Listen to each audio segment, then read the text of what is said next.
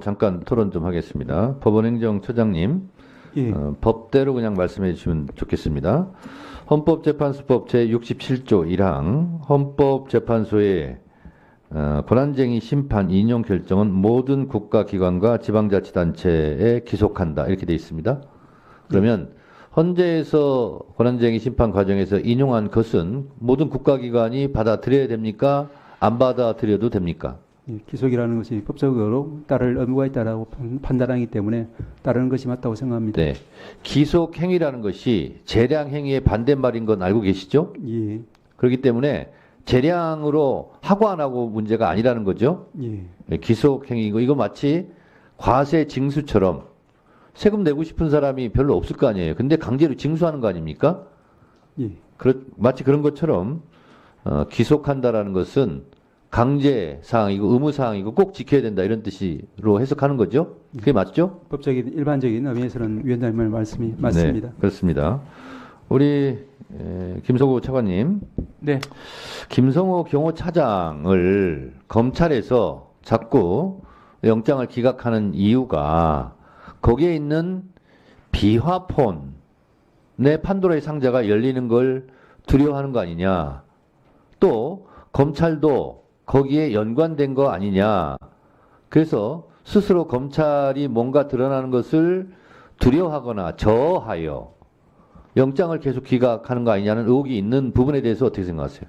기본적으로 이제 압수수색 영장은 청구를 해서 발부를 받아서 집행을 했고 현재 분석 중에 있는 것으로 알고 있습니다. 그래서 말씀하신 바와 같이 어떤 수사에 대한 의지가 없다라고 하면 그와 같은 영장을 발부하는 거가 맞지 않기 때문에 수사에 대한 의지는 분명히 있고 말씀하신 부분은 저희가 이제 그런 우려는 제가 봤을 때는 그 수사팀에서는 그런 의혹과 전혀 무관하게 실체적 진실 규명을 위해서 최선을 다하고 있다고 생각하고 있습니다. 자, 거기와 연관지어서 저도 사실은 체포 리스트 중에 한 명이에요. 생각하면 할수록 정말 살떨리는 일입니다. 근데 체포 명단에 명단 자체가 다 불법적이고 반헌법적이긴 하지만 왜 이 사람들로 체포 리스트가 꾸며졌을까 하는 부분은 또 하나의 미스터리입니다. 예를 들면 국회의원이라거나 뭐 그러면 그럴 수도 있다는 생각이 드는데 거기에 한동훈 또 이재명 대표 무죄 김동연 판사 이런 사람들은 계엄을 했던 관계 국가기관에서 이 사람 명단을 끼워 넣었을까 의심이 되는 거예요. 그러면 한동훈과 김동연 판사의 억하심정이 있는 어떤 사적인 감정이 개입되지 않았는가? 또 그것과 연관 있는 사람이 끼워 넣지 않았을까 하는 의심이 드는 거예요.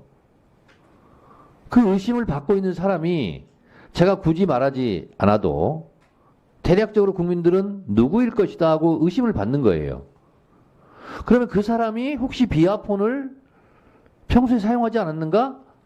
비아폰 사용할 자격이 없는데 그래서 검찰이 그걸 알고 김성훈 경호차장에 대해서 영장을 그렇게 기각했는가? 국민들이 이렇게 의심하고 있어요. 그 부분에 대해서 어떻게 생각하세요? 네, 기본적으로 수사팀에서는 철저하게 수사를 하고 있다라는 말씀을 드리고자 합니다. 아니, 우리 차관님도 제가 지금 말한 부분을 들어보니까 의심이 돼요, 안 돼요? 아니, 의심 여부를 떠나가지고 말씀하시는 의혹들 포함해가지고 전반적으로 수사팀에서는 철저하게 확인 중에 있다라고 말씀을 드릴 수 있겠습니다. 그래서 영장 그 비아폰과 관련될 수도 있는 경호차장의 검찰의 영장 기각은 베리 스트레인지하다 그런 뜻입니다. 그런 의혹이 있다는 거예요. 네. 마치겠습니다. 네. 네? 아, 그렇습니까? 네, 하십시오. 감사합니다. 공 처장님, 그 윤석열은 내란 수괴로 구속 기소한 것은 잘하셨는데 나머지 사건이 있지 않습니까? 굉장히 중요하다고 봅니다. 지금 윤석열 내란 수괴는 구속 기소됐지만 나머지 내란 잔당들이 지금 설치고 있지 않습니까? 공수처의 내란 잔당 사건이 몇 건이나 있습니까? 지금 많이 남아 있는데요. 저희들은 기본적으로 수사권이 지금 몇 직권남용 건인가 권리 행사 말씀해 방해죄에 대해서 수사권 규정이 되어 있고 관련 사건으로 내란죄를 하는 구조이기 때문에 이번에 그 이상민 장관에 대해서도 이첩한 이유가 직권남용이 지금 미수 몇 건인가 상태- 말씀해 주세요. 네, 지금 뭐 제가 셀 수 없을 정도로 좀 많은 사건이 그 있습니다. 내란 잔당 수사 정말 중요합니다. 내란이 왜 일어났고 어떻게 해서 이 내란이 언제 결심이 됐고 어떻게 어떤 기관들이 참여했는지가 굉장히 중요해요. 그거 좀 명심하시고 내란 잔당 수사 철저히 해주시기 바랍니다. 네, 잘 알겠습니다. 저 본부차관님, 네.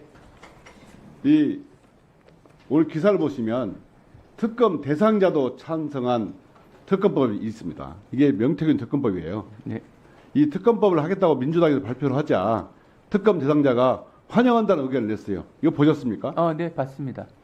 차관님, 저 특검 대상자가 특검을 환영한 경우를 봤습니까? 뭐 일반적이진 않죠. 그렇죠. 그 이유가 뭐라고 생각하십니까? 근데 현재 뭐 명태균 피고인 측의 심리 상태에 대해서 제가 뭐 말씀드릴 사항은 아닌 것 같고요. 다만 현재 수사팀이 수사를 하고 있는 사항이고 지금 명태균 피고인 측은 마치 본인의 이른바 황금폰으로 인해서 비상기업이 선포됐다라는 주장을 지금 하고 있는 과정에서 어떻게 보면 본인의 이런 진술을 통해서 수사팀 자체를 지금 교체한다고 볼 수가 있는 부분이라서 저희로서는 저희가- 좀 신중하게 저희가 접근해야 될 것 같습니다. 11월 4일 보고서도 많이 나왔지만 저희 명태균 진상 게이트 조사단에서도 검찰의 고발을 몇 번 했냐면 3번을 했습니다. 그뿐만 아니고요. 대검을 찾아가 가지고 대검 차장을 면담하면서 이거 철저히 수사하라 했습니다. 너 김성훈을 왜 영장을 기각했냐 물어봤어요. 그랬더니 뭐라고 하냐면 3, 4년 후에 검증받을 거 생각하고 하겠다는 거예요. 지금 국민들은 내란이 어떻게 다시 재발할까 걱정하고 있는데 차장은 한가롭게 4년을 얘기하는 거예요. 응? 이거는 검찰이 지금까지 특검을 할 수 있도록 만들어준 겁니다. 그렇게 고발하고 신속 촉구 했는데 지금까지 수사를 한 게 없어요. 이러니까 검찰이 내란 군법이라는 비판을 받는 겁니다. 응? 아까 비하폰 여기 나왔지만 검찰이 총장이나 차관이 피의자하고 대화할 이유가 없어요. 응? 1분만 더 주십시오. 당연히 수사팀한테 주어서 수사팀장이 전화하면 되는 겁니다. 근데 왜 차장이 설득을 위해서 통화했다고요? 이건 말도 안 되는 얘기입니다. 국민들은 이번 내란 사태에서 검찰 공화국이잖아요. 윤석열 검찰이잖아요. 분명히 계엄이 선포된 후에 검찰이 큰 역할을 할 것이 예정되어 있었다.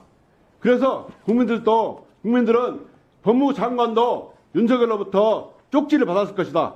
문건을 업무의 가업에 관한 쪽지를 받았을 까 이런 의혹을 갖고 있어요. 끊임없이 검찰이 이렇게 김성훈 영장 기각하고 명태균 사건 수사 제대로 안 함으로써 인해서 국민들이 검찰을 내란의 공범으로 계속 의심하는 겁니다. 스픽스는 말하는 언론입니다. 대세는 유튜브, 그중에서 스픽스. 좋아요, 댓글, 구독, 알림 설정. 여러분이 저희를 사랑해 주시고 우리가 여러분을 사랑하는 4가지 방법입니다.